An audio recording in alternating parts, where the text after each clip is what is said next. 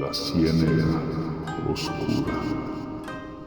Hola a todos y bienvenidos a La Ciénaga Oscura, su podcast de mitología, criptozoología y leyendas de todo el mundo. Hoy volvemos al episodio 14, ya casi terminamos la tercera temporada. Y bueno, hoy logré traer una entrevista. Eh, ¿Qué pasa si combinamos la arquitectura y la escritura? Básicamente tendríamos al invitado del día de hoy, que es Mario Young. ¿Cómo está Mario? Muchas gracias. Muchas gracias por la invitación, Jeremy. Qué bueno, qué bueno. Aquí estamos. Vamos a ver qué pasa entre la escritura y la arquitectura, entonces. Sí, estoy muy emocionado. Bueno, estábamos hablando un poco fuera de cámaras, explicándole un poco de lo que va el podcast. Espero que lo disfrute, que disfrute la historia, el mito que le traigo hoy y un poquito las preguntas. Claro, claro. Bueno, entonces, comencemos con las preguntas. Claro, Eh, como ustedes. bueno, ya sabemos que Mario es arquitecto, y una de las preguntas que me hice mientras preparaba el guión era, ¿en qué momento decidió pasar de la arquitectura a la escritura? ¿Qué lo hizo, tal vez no pasarse, pero mezclar Sí, las dos carreras? entiendo. Ajá. Realmente no fue como una sustitución ni nada así. Yo siempre he tenido escapes creativos. Entonces, me paso a dibujar, alejándome un poquito de lo que es la labor de arquitecto, que realmente es bastante pesada en algunos momentos. Me voy a dibujar así, sketch, he prendido acuarela, a veces me pongo a hacer muebles, cosas así. Y de repente, hace mucho tiempo, uno de esos escapes fue ponerme a escribir. Y escribí algo que era un desahogo. Además, empecé a escribir ahí una historia que me gustara y bonita. Y yo dije, ay, qué bonito, esto podría ser un cuento, sin ninguna ambición editorial ni nada así. Y volvía volvía conforme pasaba el tiempo a este escrito y fue creciendo y fue fluyendo el solito. De repente me di cuenta que ya no era un cuento y dije, se puede convertir en una historia muy chiva, y qué sé yo, en algún momento dejarlo como un legado familiar. Yo seguía sin la idea de publicar hasta que me encontré a mi amigo Soren Vargas, el editor del libro, que es editor de Círculo y Punto. Y comentando ahí, nos reencontramos después de mucho tiempo, él también es arquitecto, y me contó que él tenía la editorial. Y yo, mira, y yo estoy escribiendo una carajada ahí y podrías luego revisarla para que esté bonita, por lo menos. Se la pasé, le pasé un adelantito y eventualmente me dijo, madre, no, terminala, o sea, terminala, saquémosla. Y yo, le hice caso. Ok, perfecto. Entonces, lo que no sabía era que me faltaba casi la mitad, la segunda mitad de escribir, porque yo, como te digo, yo lo dejaba fluir, era como un desahogo, pero ahora era como un deber, un poquito un deber. Duró años la novela en hacerse dentro de lo que era mi hobby, a de repente convertirse en algo serio, cuando ya se involucró mi amigo, que me dijo, Mario, esto tiene cuerpo para publicarse. Entonces, empezó así, empezó como un hobby, realmente. Qué bueno, qué bueno. De hecho, es un pequeño error en la introducción, no mencioné el libro. El libro es El Entierro, publicado el año pasado, en 2025. Sí, Ajá, se entonces, publicó en diciembre. Bueno, en diciembre fue la presentación, las primeras copias físicas estuvieron por ahí de mediados de noviembre. Pero sí, es un libro fresquito. sí, sí, está muy nuevo. De hecho, yo lo tengo reciente en digital, pero lo quiero en físico. Claro, claro. De hecho, me pasó como con ropa, estábamos hablando de eso. Apenas lo voy empezando, pero me ganó la ansia de invitarlo de una vez. Eh, Muchas gracias. con gusto. Y ahora sí, una pregunta que pienso hacerle a todos los invitados que vengan por acá. ¿Qué autores le han influenciado para escribir? Bueno, te voy a explicar primero, o te voy a contar primero más bien, qué autores son de mi gusto. Y luego te explico qué autores me influyeron, porque Claro. es curioso. Yo siempre he ido por ahí por los lados oscuros del terror y el misterio y cosillas así. Entonces, siempre he leído clásicos como Edgar Allan Poe. Por ahí de repente descubrí a Stephen King, y si bien Stephen King tiene obras muy buenas, también tiene obras que no son tan buenas. Es el escritor que más he leído. Y me gusta mucho cuando sus obras son muy buenas. Los he disfrutado un montón. Y al mismo tiempo, un libro, y aquí entramos como en la pequeña línea que nos separa de lo que me gusta y lo que me influyó. Un libro que me leo por lo menos una vez al año es Cuentos de Angustias y Paisajes, de Carlos Salazar Herrera. Ok. Y de repente lo disfruto un montón, obviamente. Y de repente yo me imaginaba escenarios poco más criollos, como Cuentos de Angustias y Paisajes, pero de la temática de terror. Ujú. Entonces por ahí empecé yo a imaginarme historias así. Cuando estaba escribiendo, tal vez no tenía ningún escritor en mente, pero fui sintiendo cómo dentro de esa fluidez de la historia, cómo se iba haciendo este, un primo lejano, un primo lejano, oveja negra, de Cuentos de Angustias y Paisajes, que se pasaba de la raya un poquito, ¿verdad? Pero siempre me imaginé los ambientes muy criollos, muy campesinos y al mismo tiempo muy oscuros. Entonces es una mezcla interesante. Creo que ese libro sí me influyó indirectamente, y me gusta mucho la trama relax, digamos, de Pedro Páramo, a pesar de la temática. Ok. Entonces, y también es latinoamericano, entonces también siento que por ahí anda. Y uno de mis autores favoritos, Horacio Quiroga. Quiroga tiene unas vueltas de rosca increíbles que me encantan. Entonces yo trataba de no evocar a Quiroga ni copiarle ni nada, pero sí que en cada capítulo hubiera algo que hiciera sentir al que lo leía como Quiroga tenía esas vueltas de rosca. Entonces creo que esos, Ok, perfecto, perfecto. De fijo, hecho, estoy muy abajo, pero ellos me han influenciado mucho. no. De hecho, me gusta mucho. Yo soy muy amante. Mis dos géneros favoritos de lectura es fantasía y terror. Entonces, Ajá. con eso concordamos mucho. Y justo de mis escritores favoritos también es Stephen King. Men. Y toda su obra, aunque sí es cierto, tiene muchos libros que nada que ver, pero bueno, Sí, tiene finales que son fatales. sí, sí, sí, pero tiene unas joyas y otros que son pésimos. Exacto, pero hay que leer de todo, digamos, uno como, creo que fue el mismo King el que dijo en el libro Mientras escribo, que uno aprende más de los libros malos que de los libros buenos Ujú. como escritor. Sí, Entonces, no hay que despreciar, hay que sí, despreciar, claro. hay que leer. Siento que es una enseñanza siempre, de lo bueno y de lo Claro, malo. sí, sí, sí, es como cuando uno se equivoca, aprende más Exactamente. cuando se equivoca. Bueno, y la tercera pregunta sería, ¿cómo nació la idea de escribir El Entierro? O sea, ya sabemos un poco de lo que lo inspiró, pero ¿fue el mero hobby? ¿Fue, no sé, qué se le vino a la mente en el momento de comenzar a escribirlo? Pucha, vieras que es una pregunta que yo mismo me he hecho, porque fue hace tanto que empecé que no me acuerdo, yo creo. Pero sí me acuerdo, no me acuerdo el momento que yo dije, voy a empezar a escribir sobre esto.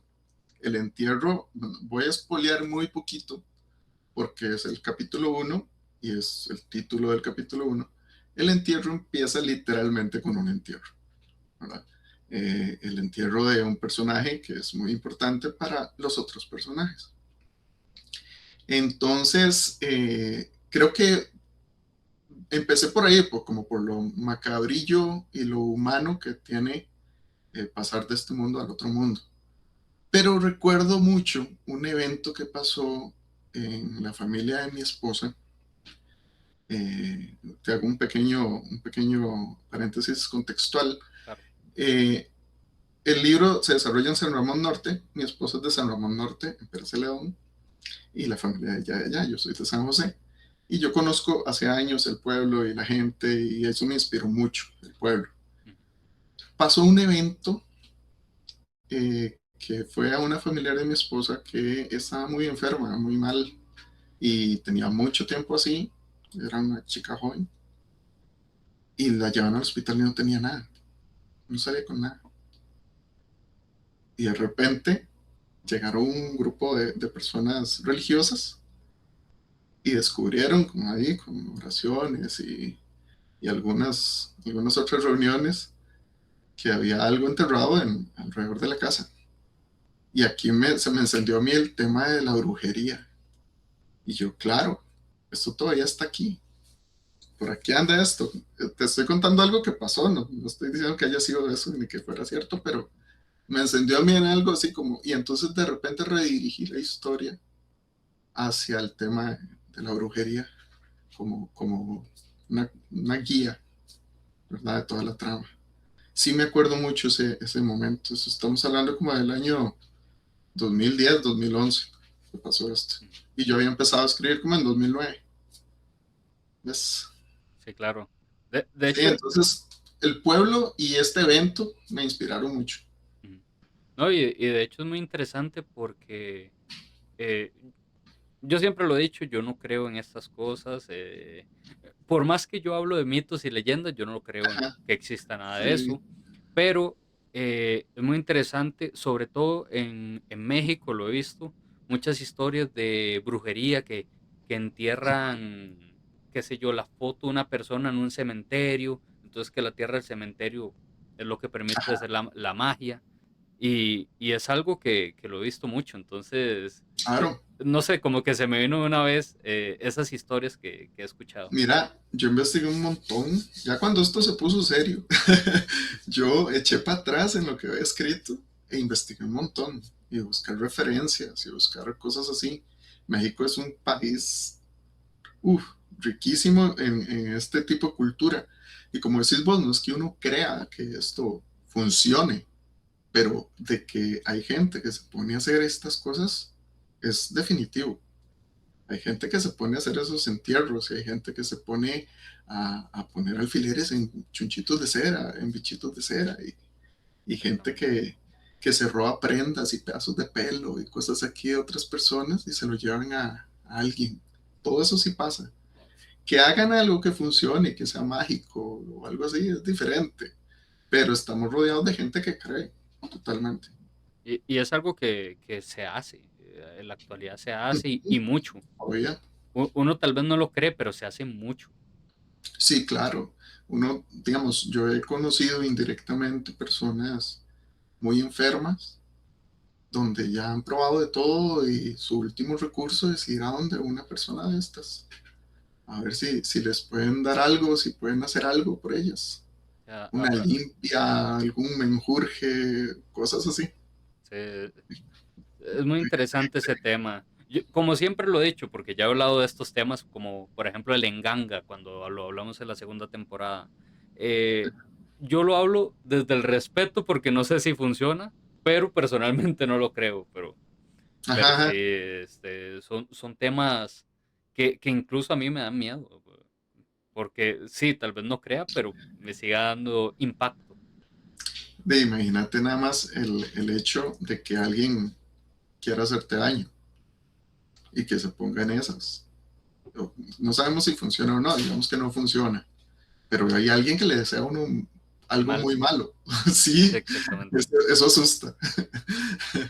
De hecho, me acaba de dar mucha gracia porque estamos hablando mucho de la brujería y justo la cuarta pregunta era de la brujería, en la historia del entierro. Entonces, no sé si ya lo cubrimos. Básicamente Vamos a que ver. era el elemento de la brujería, era muy importante en la historia. Y Sí, le iba a decir, ¿hubo alguna inspiración? Pero creo que ya no ya lo contestó. exacto. No, de Sí. hecho, la brujería en el entierro, es la que nos quiebra la cotidianidad que Mm, tienen todos los pueblos, ¿verdad? En todas las casas, en todos los lugares suenan cosas. caminan gatos en el techo, de repente uno ve una sombra pasar por allá, cosas así. Pero cuando ya estás escribiendo y narrando eso en una historia y hay un contexto ficticio de que están ocurriendo cosas, que hay alguien ahí haciendo cosillas, ya esa sombra no es lo mismo, ¿verdad? Ya sabemos que puede ser que esté pasando algo en la historia. Y desde el inicio queda muy claro que hay gente dotada en la historia del entierro que quiere usar y puede usar sus cualidades para ayudar o dañar, ¿verdad? Entonces sí, la brujería nos lleva de la mano de principio a fin. Sí, me gusta y me causa más emoción para seguir leyéndolo. Qué bueno. Ujú.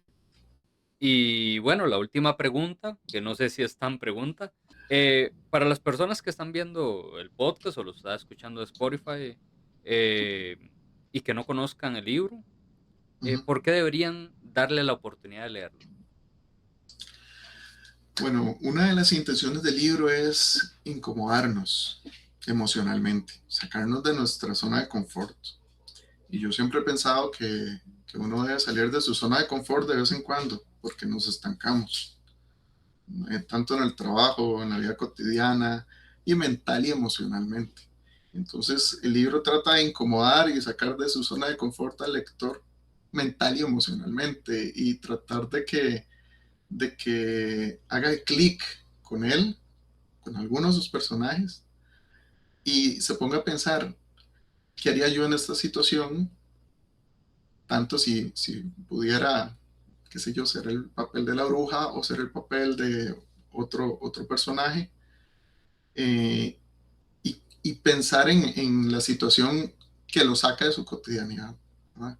Además de que si disfrutan del suspenso, el terror y cosillas así, no hay sustos, ¿verdad? Como las películas, sino que te lleva un poco más suave, más a fuego lento, lo vas a disfrutar un montón, ¿verdad? Si te gusta de repente perderte en la montaña, aislado totalmente, escuchando el río y llevarte una lámpara a leer algo, ojalá tenebroso, de llevarse el entierro. Es un libro que trae Costa Rica adentro, que lo puede leer cualquiera, no necesariamente un tico, pero a los ticos nos va a hacer regresarnos a la época en que creíamos en las leyendas, pero no en las leyendas infantiles, sino como en una leyenda que es adulta y que te puede hacer daño de verdad. Eso a mí, en lo personal, me gusta sentirme a veces incómodo e imaginarme en situaciones complicadas y no estar viviendo en un país, en un mundo de color de rosa.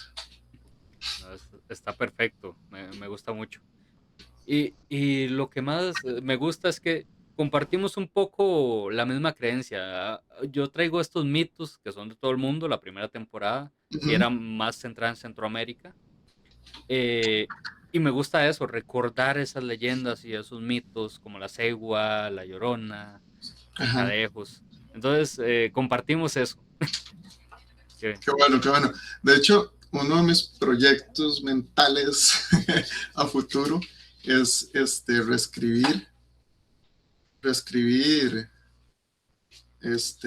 lo que serían las leyendas ticas desde una perspectiva un poco más adulta y de una perspectiva personal de los protagonistas de las leyendas.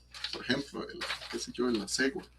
Ujú. ¿Quién era la cegua? Y no solo verla desde fuera, no que nos cuenten de la cegua, de que se la toparon, sino de que, ok, aquí va la cegua, va pensando en esto, va sintiendo esto y de repente va por allá.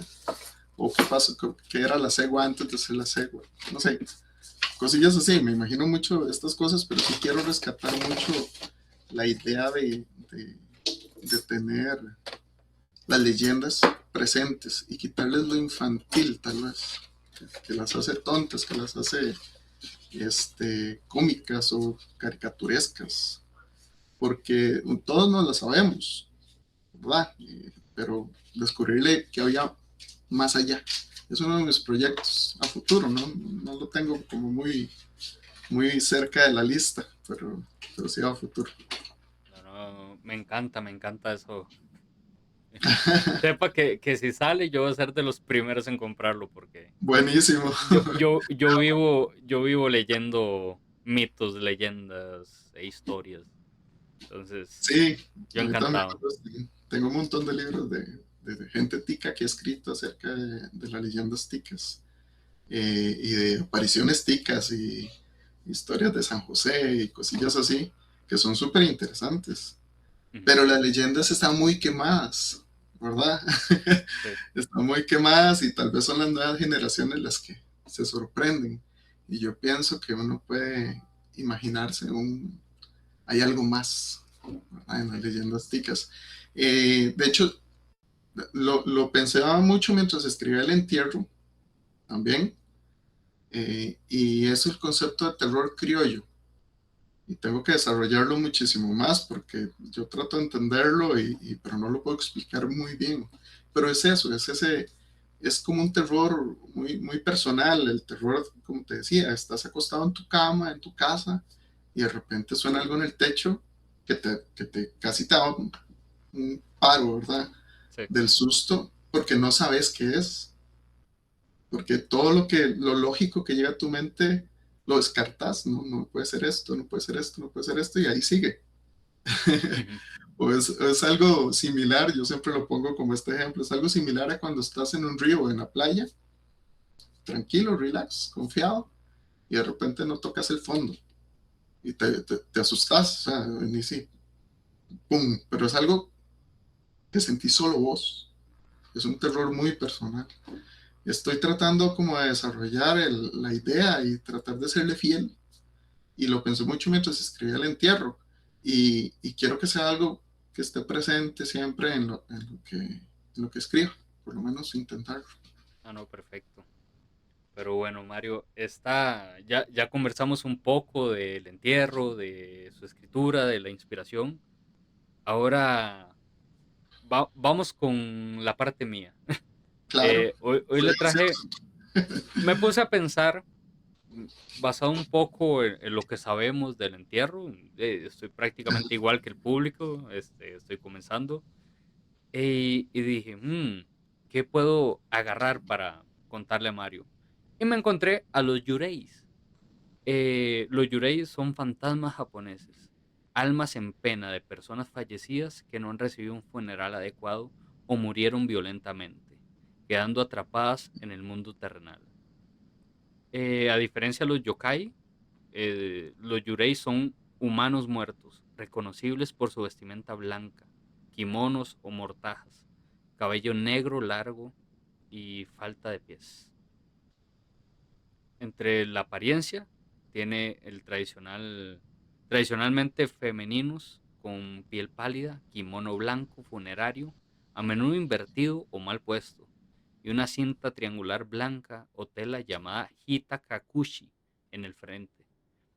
Generalmente deambulan entre las 2 de la mañana y generalmente deambulan entre las 2 de la madrugada y el amanecer. Y en su comportamiento a menudo buscan venganza o completar asuntos inconclusos, pero no siempre son malvados. Ese sería el Yurei. ¿Qué opina, Mario? Me gusta, pero pensé muchas cosas. El arquitecto apareció. Ok. Disculpa, dijiste que tiene el pelo negro, o sea, Ujú. no hay yureis que no sean japoneses. No. Oh, qué interesante. Y te cuento algo curioso. Ujú. En la carrera de arquitectura, yo tuve una compañera que se llamaba Yurei.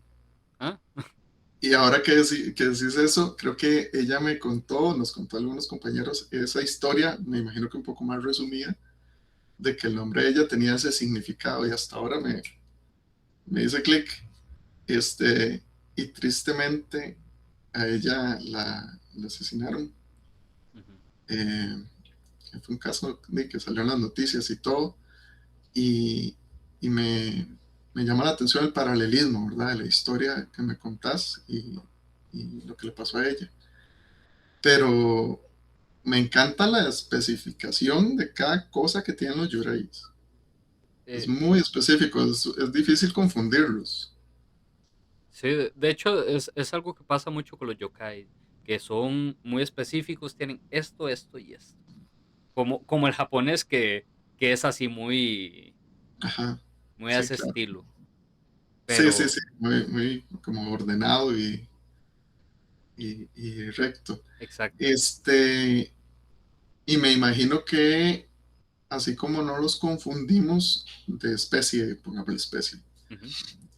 sí sería difícil eh, discernir entre uno y otro, porque tienen la misma vestimenta y todo, Sí, a menos que sea alguien conocido, tal vez. eso le iba a decir, tal vez el rostro, Ajá, reconocerlo, pero es hasta muy difícil.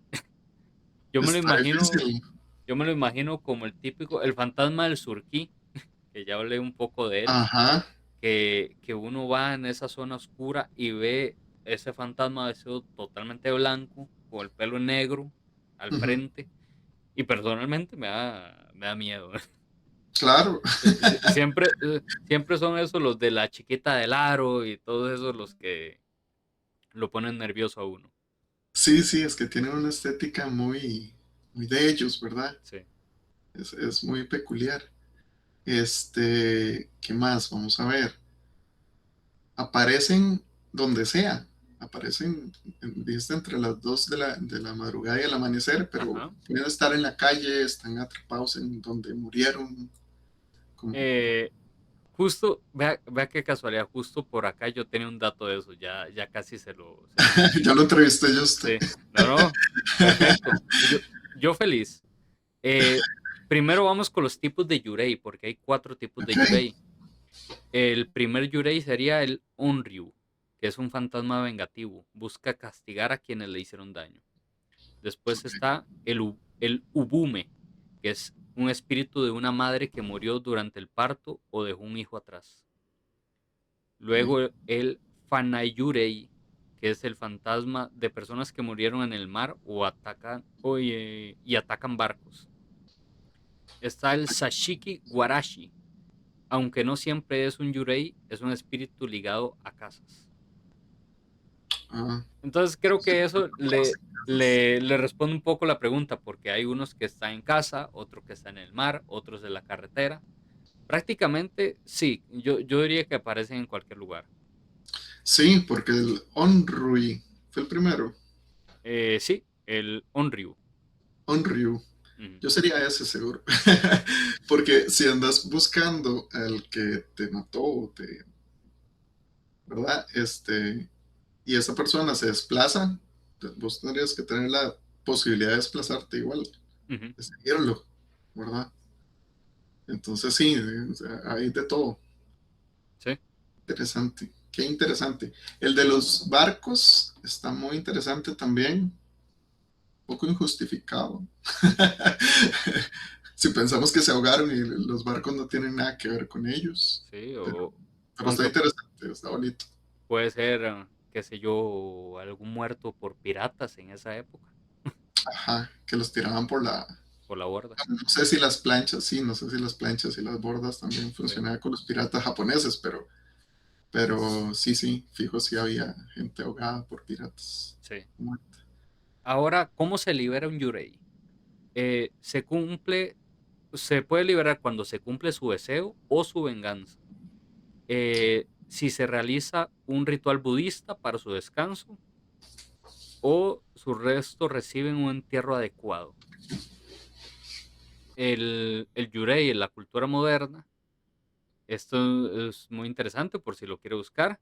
Ujú. Aparece en varias historias de terror famosas de Japón, pero en películas aparece en Sadako Yamamura de la película. Ajá, es un personaje de la película The Ring, el anillo. Sako, es un yurei. Ajá. Sí, perdón, es que leí el nombre primero. Yo la vi, yo la vi. Ujú. Y De hecho, después, estas fueron las primeras del aro que yo vi antes de ajá. que salieran las gringas. Es terrorífica. Sí, exactamente esa. Y también aparece en You Own the Grudge, como Kayako Saeki. Estas películas usan la apariencia clásica del Yurei, sobre todo en The Ring. Ajá. Sí, Sí, claro. un dato curioso, en Japón existe un festival llamado Obon, donde se creen que los espíritus de los muertos regresan temporalmente al mundo de los vivos para visitar a sus familias. De hecho, me recuerda mucho a lo que pasaba en México con el El Día Día de de los Muertos. Muertos. Ujú. Ajá. Sí, entonces, esa sería la información del Yurei. ¿Qué le pareció ya teniéndolo todo? Claro, es un gran personaje para desarrollar. Sí, Sí, claro, habrá que buscar una versión latinoamericana. sí, está bien. Yo, Está genial. yo diría que la más, así, la latinoamericana que se me ocurre es La Llorona, la verdad. Pensé en La Llorona Ujú. también. Sí, pero La Llorona no flota, según las historias, pero podríamos cambiarlo. Sí. Y bueno, ya, Este, bueno, perdona. ¿no? ¿No? Los Yurei se pueden liberar entonces. Sí, Mientras con, decías lo de darles un entierro adecuado, pensaba en como en crímenes actuales y todo, que en Japón hay muchas áreas donde desaparece gente también. Japón es muy culto, es muy seguro, pero también pasan muchas cosas todavía actualmente, ¿verdad? sí, Me imagino que todavía hay yureis por ahí, sí, contemporáneos. y bastantes. Ujú. De hecho, también se habla del rito budista, pero también puede ser en el sintoísmo, porque el yurei pertenece a esas dos religiones japonesas. Ok, sí, porque budista dijiste, ¿verdad? Ajá, budista. Ajá, el budismo pensaba que era más chino. Es que lo que pasa es que en Japón la principal es el shintoísmo, pero también hay muchas personas que siguen el budismo.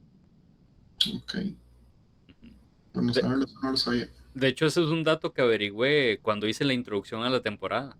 No, no lo sabía.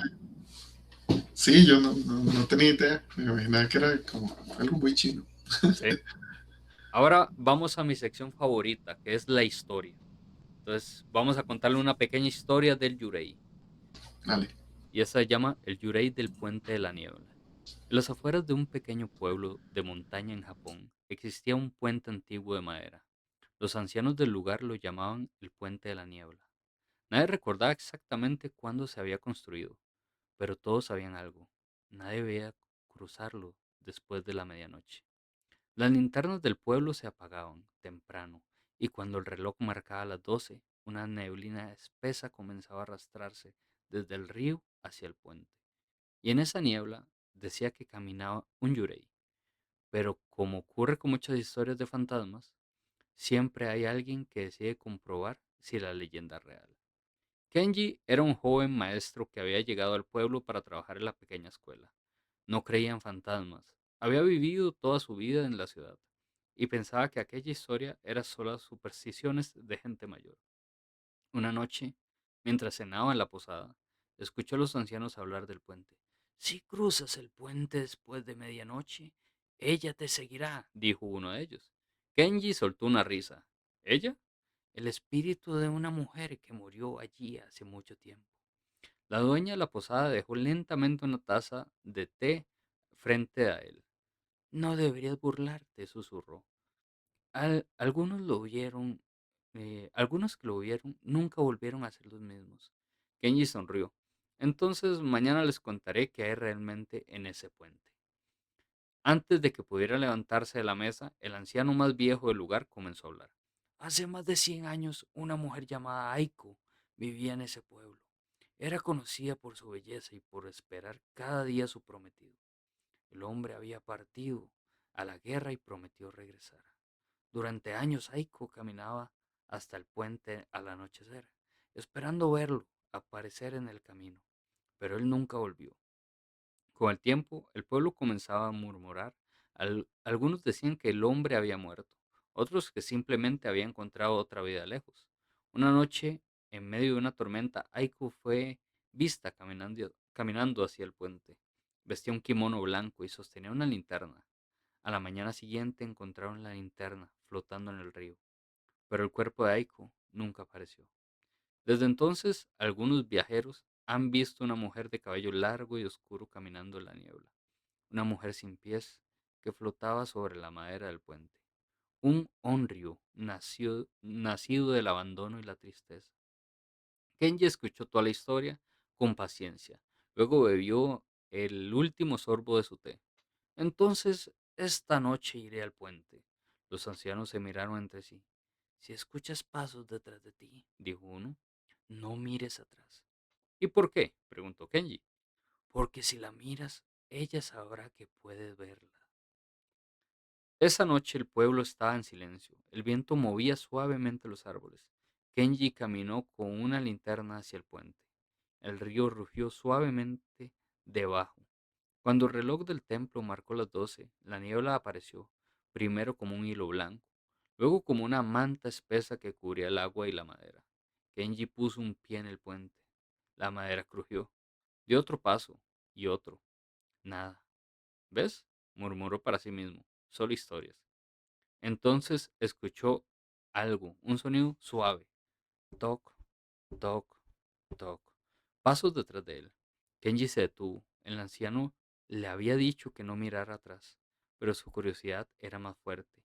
Giró lentamente la cabeza y la vio. A unos metros de distancia estaba una mujer vestida con un kimono blanco funerario. Su cabello negro caía sobre su rostro. Sus manos colgaban frente a ella y sus pies no tocaban el suelo. Era un yurei. La mujer levantó lentamente la cabeza. Su rostro era pálido como la luna. Sus ojos parecían vacíos. ¿Lo has visto? Susurró. Kenji no pudo responder. ¿Has visto a mi amado? La voz de la mujer era como el viento pasando entre árboles secos. Kenji retrocedió. No, yo... El espíritu dio un paso, pero no caminaba, flotaba. La temperatura del aire cayó. El aliento de Kenji se volvió visible. Prometió volver, susurró Yurei.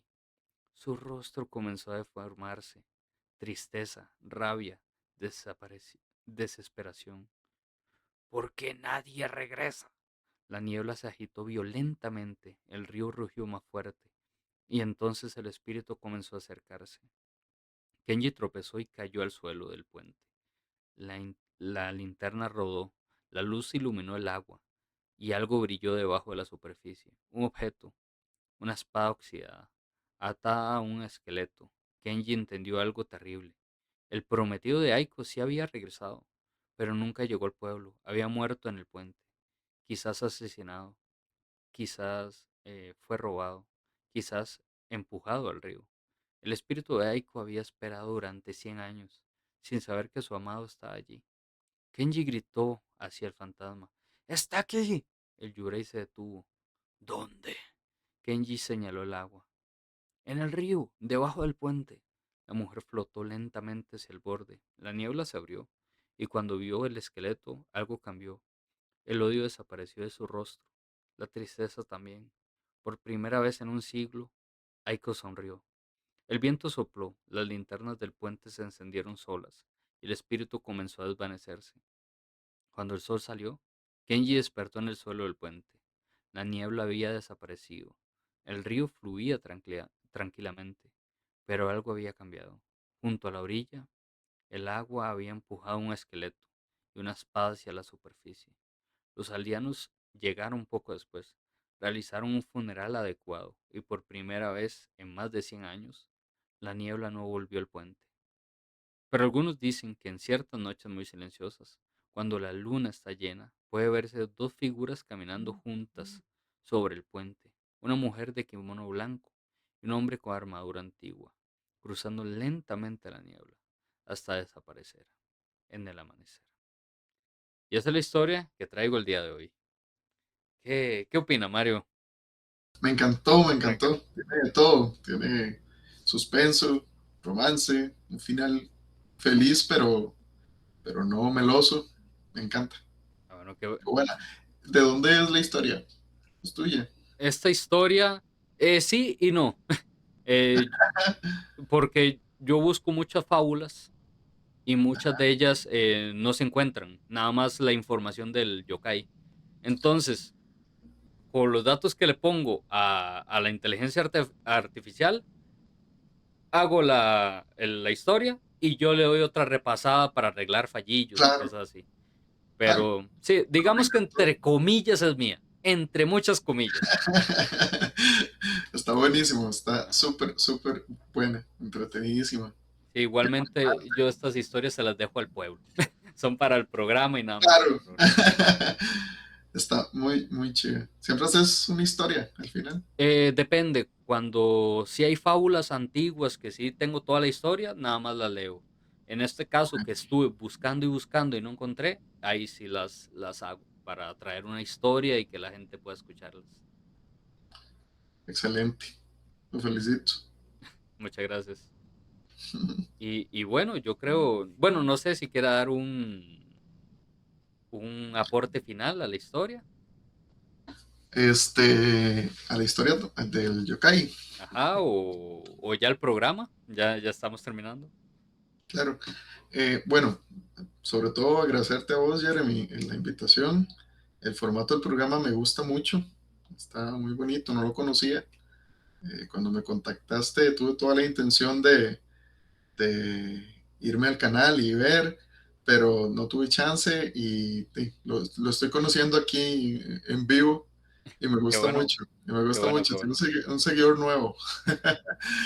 Perfecto, muchas gracias.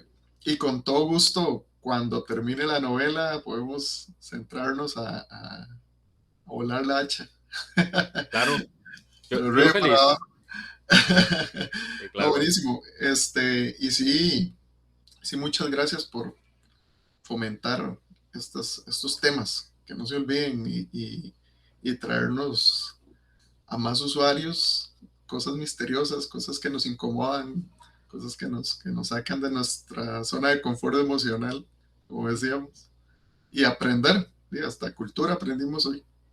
Eso es muy bueno y es lo que yo intento hacer con este programa, traer cultura, un poquito de historia, que se note que estoy estudiando para ser profesor de estudios sociales, que me encanta la historia. Ah, mira, y Entonces sí, sí, está buenísimo. Le da una flexibilidad también a los estudios sociales, toda esta temática. exactamente. Eso es lo que a mí me interesa, reforzar esas cosillas. Y si puedo mezclarlo con mi amor a la mitología y a todas estas leyendas, pues mato dos pájaros de una piedra. Muy bien, muy bien. Entonces, por ahí espero que reconozcas los guiños históricos de Costa Rica que hay en la novela también. Perfecto. Muchísimas gracias. Ya espero sentarme. Al rato, creo que ya tengo suficientes ganas y ya tengo un cafecito aquí a la par para sentarme a leer un rato. ¡Qué emoción! Muchas Buenísimo. gracias. Hasta Muchas después. gracias en serio por la invitación. No, muchas gracias por aceptarla. Y bueno, primero que todo, Mario, muchas gracias. Eh, para el link de Amazon del libro, lo voy a dejar en la descripción de Spotify, Evox y YouTube, además de las redes de Mario, Gracias. para que nada más la tengan un clic. Y bueno, recuerden, guarden los mitos, guarden las leyendas, guarden los críptidos. Y cuidado si van por un puente a medianoche, pueden ver un yurei. Porque todo esto son las historias de nuestros pueblos. Y ahora sí, sin nada más que decir. Hasta luego. Bye bye. Adiós. Hasta luego. La ciénaga oscura.